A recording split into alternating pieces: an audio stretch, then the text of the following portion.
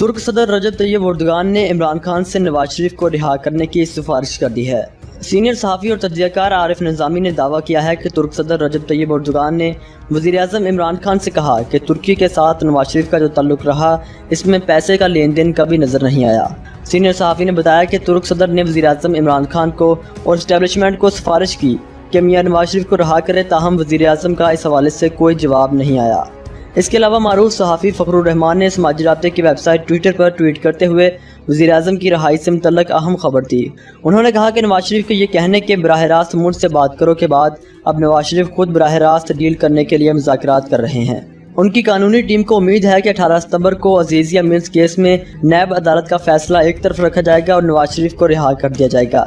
اس سے پہلے ایک اور سینئر اینکر پرسن اور تجزیہ کار نے نجی ٹی وی کے پروگرام میں بات کرتے ہوئے کہا تھا کہ کچھ دنوں بعد میاں نواز شریف کو عدالت سے ضمانت ملے گی، ان کے کیس کا کوئی بھی فیصلہ نہیں ہوگا۔ ضمانت کے بعد انہیں پاکستان سے باہر جا کر بھی علاج کروانے کی اجازت مل جائے گی۔ اس کے بعد میاں نواز شریف پاکستان سے باہر چلے جائیں گے۔